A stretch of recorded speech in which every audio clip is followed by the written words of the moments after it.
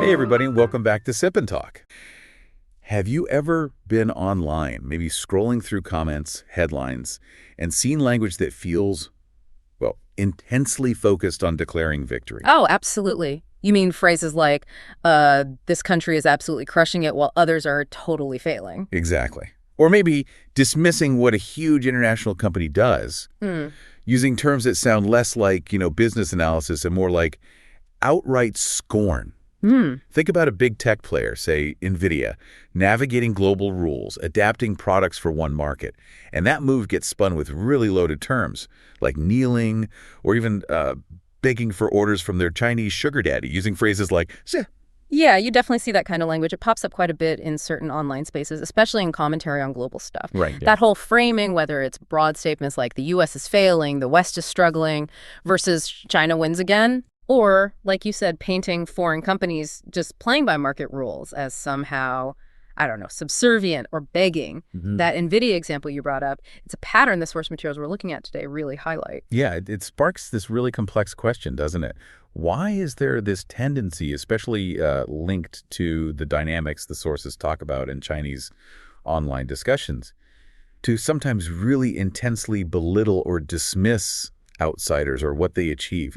It just feels like there's something, deeper going on than just simple national pride. And that's exactly what we're trying to do in this deep dive. Look, we're not here to judge the whole thing or the people saying it. Oh, definitely not. Instead, we're going to use these articles and analyses you shared as our guide, really unpack it. The sources suggest looking at it from, multiple angles. Psychological, cultural, political, even historical. Right. It's about trying to understand the underlying factors that might feed into this kind of talk, just like the sources explore. Exactly.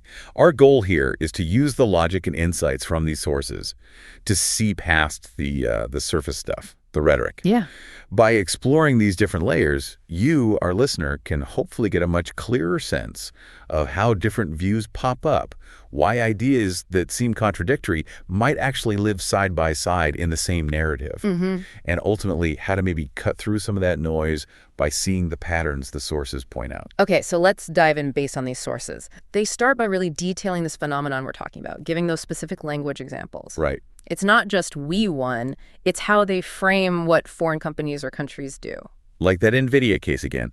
The sources really zoom in on how NVIDIA making specific chips for China to meet regulations, which is, fundamentally a business decision. Standard stuff, really. Yeah, it gets totally reframed. It's not just reported. It's described with these really emotionally charged words like kneeling or begging for orders from their Chinese sugar daddy, using that exact phrase. And what's really interesting is how the sources immediately start analyzing that language. They point out that while it looks like extreme confidence, like superiority, it often carries this underlying insecurity. They suggest it might be a kind of psychological defense mechanism. They even float the idea it could be a version of sour grapes, Despite all the outward boasting. It's like this big show of strength that kind of paradoxically might actually reveal a hidden vulnerability. Sour grapes disguised as victory. That's quite a twist. So, okay, where do the sources go next to explain why that insecurity might be there, underneath it all? Well, they immediately dig into the psychological stuff. They argue this tendency to put others down is often rooted in these really deep feelings of inferiority. Inferiority. Not just like individual inferiority. They introduce this concept of collective inferiority. Collective inferiority. That feels counterintuitive, right? Especially with the whole "we are winning" narrative. Exactly. And that's the complexity the sources are getting at. They link this collective feeling straight to China's historical narrative, particularly the century of humiliation. Oh, okay. Think about the Opium Wars, past national defeats, the technological gap that existed with the West for a long time. Right. The sources argue that this long, often painful history, which gets reinforced through collective memory and stories, can create this deep, maybe even subconscious feeling of having been wronged or left behind as a group. Okay, so if there's that historical weight, that feeling of collective inferiority. Yeah. How does that actually show up? What does it look like? Well, the sources point to overcompensation as a really key psychological reaction. Overcompensation, okay. So to fight back against that deep feeling, the collective might turn to what the sources call collective self-inflation. Right. This is where you get those really sweeping statements like claiming they've already blown past global powers or insisting the whole world completely depends on Chinese manufacturing for, everything. Ah, okay. So it's a way to sort of psychically boost the group's image to make up for that historical feeling. Pretty much, trying to pump up the collective image to balance out that historical scale. And how does that affect how they view others then? That's where psychological projection comes into play, at least according to these sources. Projection? Yeah. They suggest that internal feelings, maybe admiration or envy or just insecurity about the strengths or successes of outsiders, might get projected outwards, turned into hostility or criticism or this need to belittle the other side. It's sort of a way to manage that uncomfortable internal feeling by finding fault or weakness in whoever they see as a competitor. So the criticism aimed at others might actually be like a mirror, reflecting some kind of internal discomfort. That's the mechanism the sources are suggesting. And they connect this to ideas like Dunbar circle and really strong in-group bias. The sources emphasize this powerful identification people have with their immediate group, their circle, in this cultural context. So when ideas or achievements from outside that circle challenge the group's self-image or its carefully built narrative, it triggers this really strong attack-defense reaction from inside the group. Like circling the wagons, basically, but on a psychological and social level. Exactly. And online spaces just amplify this whole thing. Belittling foreigners or engaging in heaps of self-praise, what the sources call self-intoxication, can almost become like a collective ritual. Wow. Yeah, and it gets reinforced by group pressure. And acknowledging the strengths of outsiders, or God forbid, praising them, that can be seen really negatively. Often dismissed with terms like shrike, which basically means worshiping or fawning over foreign things. So wait, showing appreciation for something external is seen as undermining your own group. In this dynamic the sources describe, yes, Nice. It directly clashes with the in-group story of being superior or totally self-sufficient. They also bring up fear of negative evaluation, linking it to social anxiety. The pressure to fit in within the group, plus the fear of being seen as inferior, not just you personally, but as a member of that group, that can be a powerful motivator for people to join in belittling others. It helps boost the group's perceived status and their own standing within it. That makes a lot of sense. The social pressure kind of feeding the psychological need. This feels really deeply tied to the cultural factors the sources also get into. Oh, absolutely. You can't really separate the psychological dynamics from the cultural context. The sources put the idea of face right at the heart of this. Face, right? They describe it as being profoundly connected to respect, honor, social status within the community. So admitting that others have strengths or achievements, that can feel like losing face, like admitting your own group isn't good enough. It's a vital kind of social currency, and protecting it is incredibly important. So it's not just about being objectively right. It's about maintaining that social standing through perception. Exactly. And this connects to what the sources call a strong comparison culture. Often it comes with this can't let others win mentality, which seems rooted in a kind of zero-sum, winner-takes-all way of seeing interactions. So if an external group or entity is strong or successful, it's often viewed as a direct threat to your own status or your group's status. And that triggers this almost automatic emotional reaction to diminish their success, to sort of pull them down. That sounds like an incredibly high-stakes social environment. It is. And the sources connect it to a really powerful group-oriented mindset and what one source refers to as the lack of individual. Lack of individual. Yeah, meaning when the collective identity is absolutely paramount, it naturally creates this sharp us versus them way of thinking. So any perceived slight or challenge directed at the group, the nation, triggers this intense, often nationalistic response aimed outwards. You know, the sources also included that extra material on bullying within the cultural section, and that felt really significant. Yes, that second source gives some really concrete examples of how these cultural norms play out on a smaller scale, but it's still impactful. They talk about elitism driven by that super competitive education system, like the Gaokao exam. Right. This environment encourages a tendency to belittle students who don't perform as well academically. They even cite a pretty striking statistic. 80.1% of students with lower academic performance have experienced bullying. 80.1%. That's almost everyone in that group. That really shows the intensity of that academic competition and how it bleeds into social dynamics. It really does. Then they talk about collectivism, how while it builds group cohesion, it can also kind of squash individual uniqueness. So people who deviate from group norms or expectations, they risk being belittled or isolated. The source uses the example of a student called Chen. Oh, yeah, I remember that. Who was ostracized for not following a specific dress code. And even after he eventually complied, the group just kept excluding and belittling him. So the pressure to conform is so intense that even tiny deviations can make you a target. Precisely. And then there are these conciliatory tendencies, a cultural preference for minimizing open conflict. Now, that might sound good. Yeah, seems positive. But the sources argue it can paradoxically lead to problems like bullying and belittling being ignored or downplayed by teachers, authorities, even parents, because directly tackling it might create uncomfortable confrontation. The source mentions Chen's parents telling him to just ignore his bullies, which sadly only made the bullying escalate because it wasn't dealt with head on. So trying to keep the peace can actually let harmful behavior get worse. It can, yeah, if it means not intervening effectively. And finally, they discuss social Darwinism, which is also kind of nurtured by that intense competitive environment. The source gives an example of a top student, Robin Huang, who actively shunned and refused to work with lower-ranked students, really embodying that survival of the fittest attitude within school. That's a really tough way to grow up, where collaboration seems less valued than just pure competition, even to the point of shunning classmates. It reflects that winner-takes-all mindset we touched on earlier. And that source gives another pretty sobering statistic. 75.3% of kids experience bullying in primary and middle school. Wow. So these aren't just isolated incidents. They seem to point to cultural norms and environmental pressures where belittling, whether it's academic, social, whatever, is unfortunately a really widespread experience. It definitely connects those abstract cultural values to very real, often painful personal experiences. Okay, moving on, the sources also bring in historical and racial underpinnings. Yes, exactly. Building on that century of humiliation historical memory we discussed. Right. The sources highlight how historical and modern policies dealing with ethnic groups have also, unfortunately, worsened tensions and contributed to belittling. They mention things like Qing dynasty classifications and, more recently, CCP assimilation policies in places like Xinjiang and Tibet.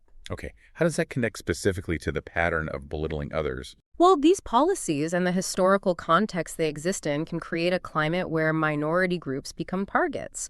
They can be belittled based on perceived ethnic or cultural differences. The sources give a specific and frankly painful example of Uyghurs being called Erzwanzi, which is a deeply offensive term, basically meaning mixed-blood Han-Uyghur child and facing ostracization. Yeah. It shows how state actions and historical narratives can directly feed into discrimination and belittling aimed at specific groups within the country. That adds yet another complex layer to this picture. And then, of course, the sources look at the role of politics and the media in all of this. Yeah, and this is where those psychological and cultural dynamics seem to really intersect with state messaging.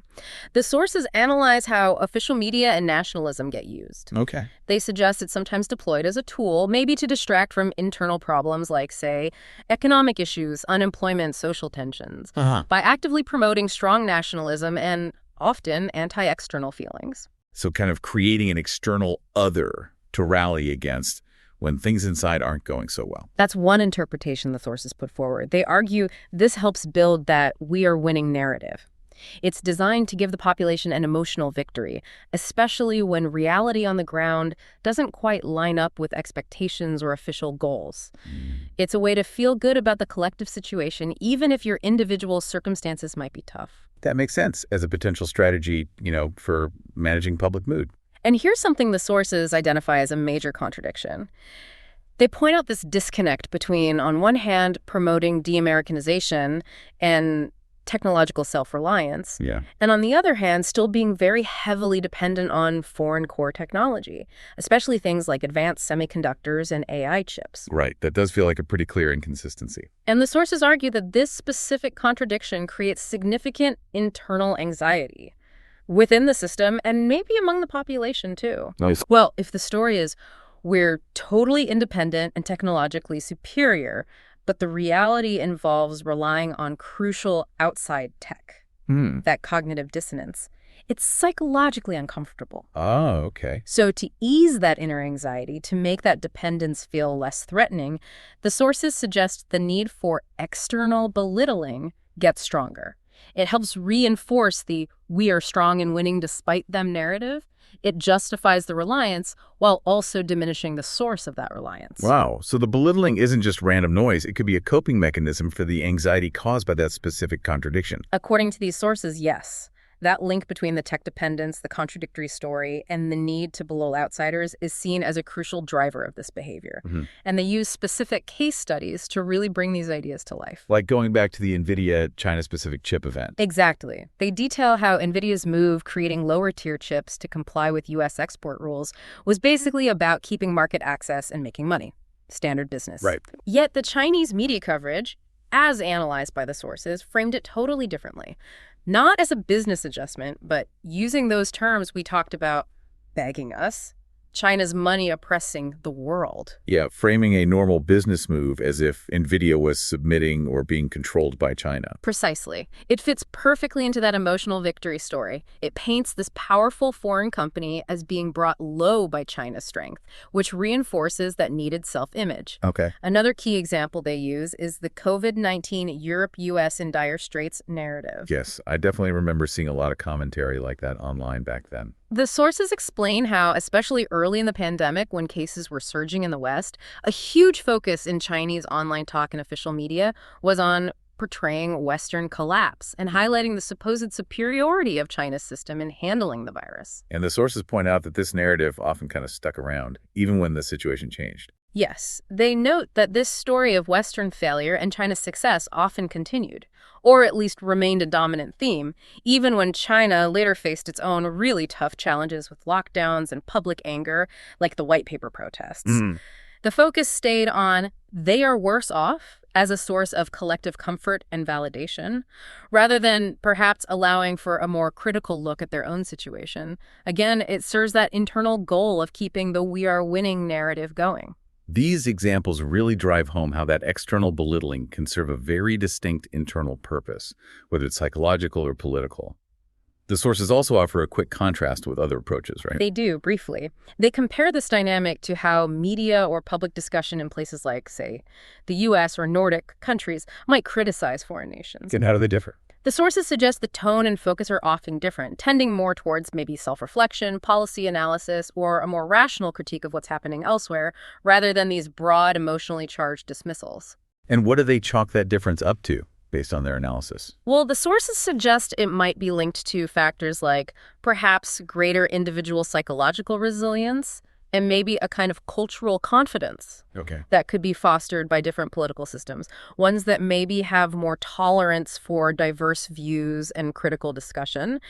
They contrast this with the effects of, say, a longer history of single narratives and fewer alternative viewpoints being allowed, which they argue can contribute to this more extreme kind of emotional compensatory nationalism. That's a really interesting comparison, suggesting that different cultural and political environments might lead to very different ways of engaging with the world outside. Finally, the sources don't just diagnose the problem, they offer some potential ways forward too. They do. They frame them as ways to potentially improve this dynamic. One suggestion is increasing individual psychological resilience, meaning reducing the reliance on collective honor or national achievements as the main source of your self-worth. Right, building a stronger sense of self, kind of independent of group stats. Exactly. They also suggest diversifying media exposure and maybe educational approaches. The idea is to move away from overly simple or singular stories and help people develop a more nuanced view. Understanding that the world isn't just black and white, or this constant zero-sum game where one side has to lose for the other to win. Embracing complexity instead of boiling everything down to us versus them. And finally, cultivating genuine cultural confidence. The sources define this not as boasting, but as the maturity to acknowledge and even appreciate the strengths and achievements of others without feeling like it somehow diminishes you or your own culture. It's seeing that acknowledgement as a sign of strength and maturity, not as, self-negation or losing face. That perspective feels like a direct counterpoint to that whole face and comparison culture dynamic we talked about earlier. It really is, and it represents potentially a shift towards a more secure, less defensive collective mindset, at least as suggested by these sources. Wow, okay. That was truly a deep dive, taking those complex sources and really breaking them down. We covered so many layers, didn't we? We did. From those psychological defenses rooted in maybe collective inferiority, the anxiety from contradictions, to the huge influence of cultural values like face and that intense comparison culture, the impact of history, political messages, and how it all shows up in those really specific examples like the NVIDIA stuff or the COVID narrative. It really does help clarify why some public commentary takes the shape it does, and how those really confident-sounding declarations might actually hide underlying insecurities or serve these very specific political aims. Yeah. It helps you use the logic presented in the sources to kind of see through the surface talk and understand the complex patterns underneath. It definitely gives you a powerful framework for understanding the why behind some of the stuff we see online or in headlines. It's about getting insight beyond just, reacting to the words themselves. Absolutely. And it leaves you, the listener, with something pretty significant to think about, drawn right from these sources. Just consider how deeply history and culture can shape the way any group sees itself and sees others, and how that feeling of inferiority, whether it's collective or individual, can sometimes wear the mask of outward superiority. What does that whole complex dynamic tell us about the difference between just seeming strong and having genuine, quiet confidence?